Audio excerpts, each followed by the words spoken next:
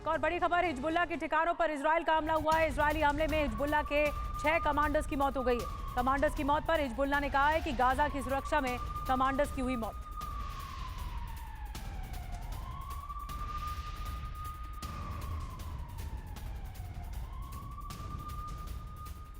और देखिए, हिजबुल्लाह को इजरायली सेना ने दिया है जवाब। उत्तर में पूरी तरह तैयार है इजराइल की फौज।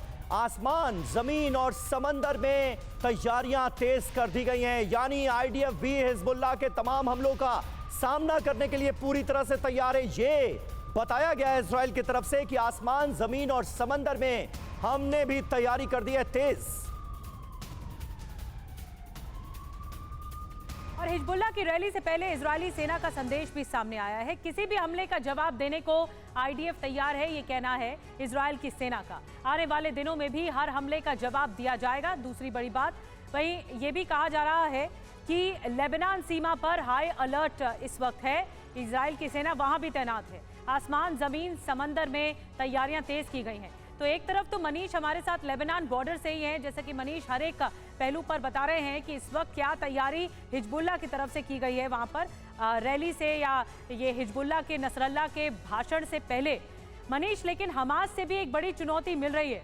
अब इस चुनौती के बीच आईडीएफ को अपनी तैनाती लेबनान बॉर्डर पर भी करनी पड़ रही है, यानी तीनों मोर्चों पर पैनी निगाह है हिजबुल्लाह पर।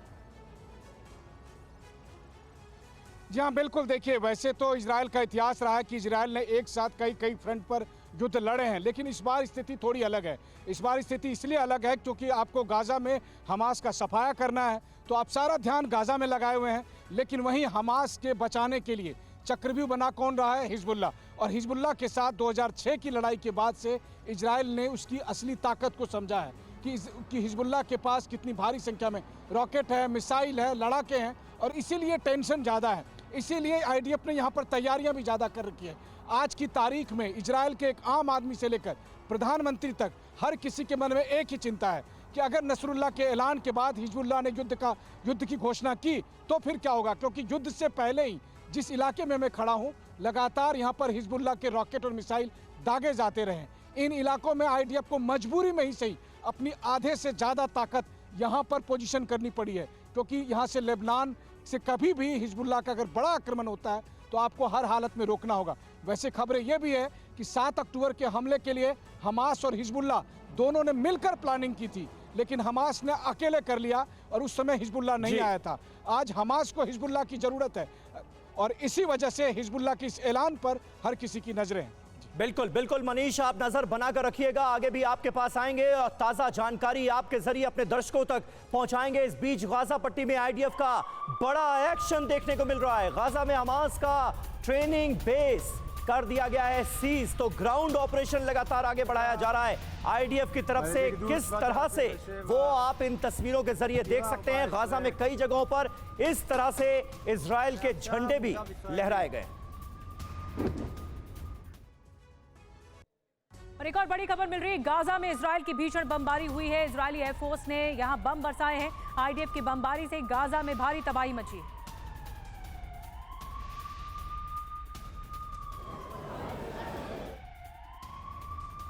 तो गाजा में लगातार इजराइल की तरफ से हमले जारी हैं। अल मुआजी शरणार्थी शिविर पर भी बमबारी हो गई है। बमबारी से शरणार्थी शिविर तबाह हो गया पूरी तरह से।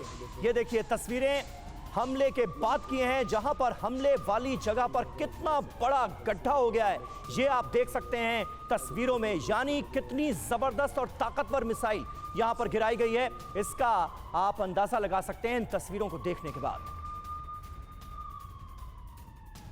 और एक और बड़ी खबर, हेब्रोन में इजराइल के खिलाफ मार्च निकाला गया। मार्च में हजारों लोग शामिल हुए।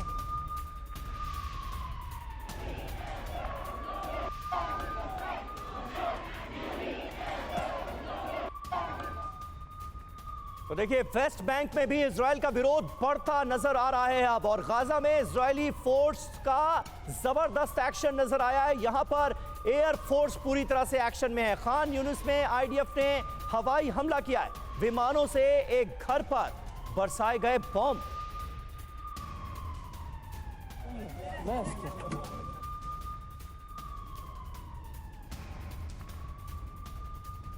और एक और बड़ी खबर, ओमान में गाजा के समर्थन में मार्च निकाला गया। गाजा में आईडीएफ के हमले का विरोध किया गया।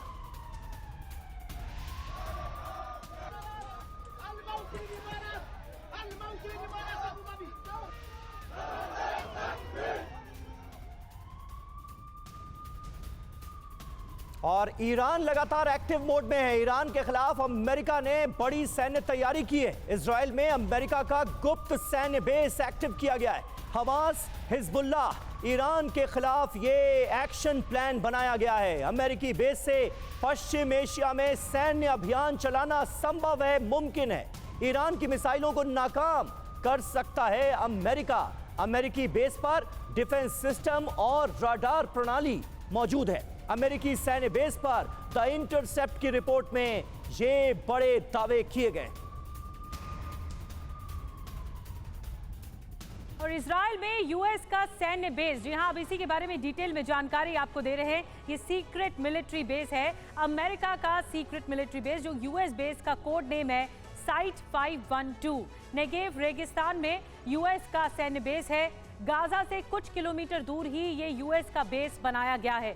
1000 सैनिकों की तैनाती यहाँ पर संभव है। अमेरिकी सैनिकों के लिए बैरक बनाए गए हैं। यहाँ पर खास रडार सिस्टम से गाजा की निगरानी रखी जाएगी। ईरान के खिलाफ एक्शन में अमेरिका दिखाई दे रहा है। हमास, हूती के खिलाफ वॉर प्लान बनाया गया है और इसी सीक्रेट प्लान के तहत है ये। हिजबुल्लाह मिलिशिया का इलाज इससे संभव है। यानी यूएस ने अपना सैन्य बेस बनाकर इस तरह से पूरी तैयारी कर रखी है हमास पर हमले करने की। और देखिए, इस बीच ब्लिंकन ने इजराइल को एक प्रस्ताव दिया है। ये प्रपोजल क्या है, हम आपको बताने जा रहे हैं। बंधकों की रिहाई के लिए हमास तैयार है। पहले विदेशी बंधकों की रिहाई होगी। तो ये देखिए, ये बड़ा मकसद एंटनी ब्लिंकन के इजराइल दौरे का अब निकलकर आया है सामने। ये कहा गया है ब्लिंकन की तरफ से कि हमास बंधकों की रिहाई के लिए तैयार हो गया है। पहले विदेशी बंधकों को छोड़ा जाएगा और उसके बाद बाकी बंधकों को। और आइए अब आपको बताते हैं इजराइल को ब्लिंकन का क्या प्रस्ताव मिल रहा है। बंधकों की अदला बदली के लिए हमास तैयार दिख रहा है और ऐसे में ये प्लानिंग की गई क्योंकि तीसरा दौरा इजराइल में बंद फिलिस्तीनियों के बदले रिहाई। इजराइल को ब्लिंकन का ये प्रस्ताव, और सबसे पहले विदेशी बंधकों को रिहा करेगा हमास। ये इस तरह का प्रस्ताव रखा गया है। गाजा तक 50,000 लीटर तेल पहुंचाए इजराइल, ये प्लान रखा गया है ताकि मदद पहुंचे। गाजा में रोजाना 200 ट्रकों की एंट्री हो सके। गाजा में रेड क्रॉस के लोगों की सुरक्षित आवाजाही भी हो सके ताकि लोगों को सपोर्ट मिल सके। ये प्लान के अंतर्गत शामिल है। तो देखिए, ये बड़ी जानकारी, बड़ा प्रपोजल अमेरिका की तरफ से दिया गया है इजराइल को। तो क्या इजराइल जो उसकी जेल में बंद फिलिस्तीनी हैं उन्हें हमास की शर्त मानते हुए रिहा करेगा? ये एक बड़ा सवाल है। और दूसरी तरफ हिजबुल्लाह चीफ का भाषण होने जा रहा है थोड़ी देर में, जो कि आप लाइव देख सकेंगे TV9 भारतवर्ष पर। एक एक खबर, एक एक डिटेल आपके सामने होगी। वक्त एक छोटे से ब्रेक का हो गया है, फौरन होते हैं हाजिर, कहीं ना जाइएगा।